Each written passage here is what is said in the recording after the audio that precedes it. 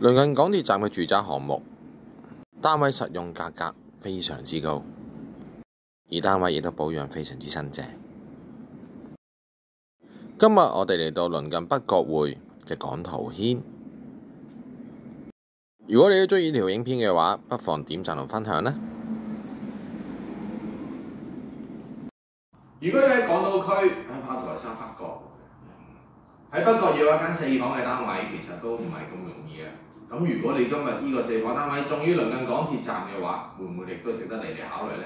今日我哋嚟到港圖軒，大門旁邊玄關位嘅位置可以做翻鞋櫃，而長方形嘅客飯廳由走廊分隔，而且客飯廳亦都有窗，可以增加翻空氣上嘅流通。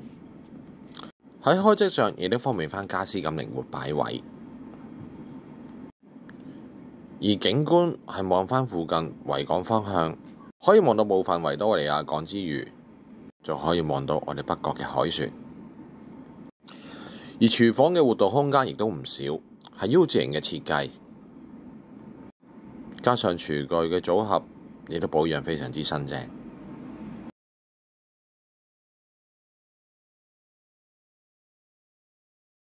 嚟到走廊嘅部分，我哋可以先嚟睇下浴室，係有活動嘅窗，加上旗杆。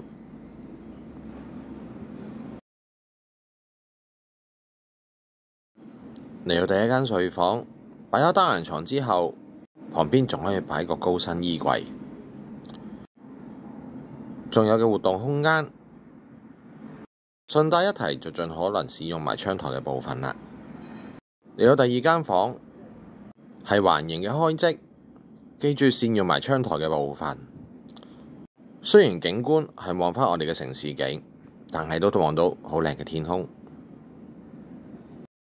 而第三間房開則上大致同第一間房係相同。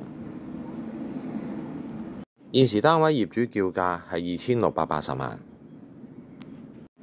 而且若果要喺北角區嘅話，揾一間4房，亦都係一件唔容易嘅事。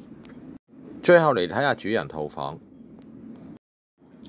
主人房嘅實用空間係有條件可以做到雙人床之後，可以做到3邊落床。如果你哋都鍾意呢個單位嘅話，你都想嚟參觀，可以聯絡我啦。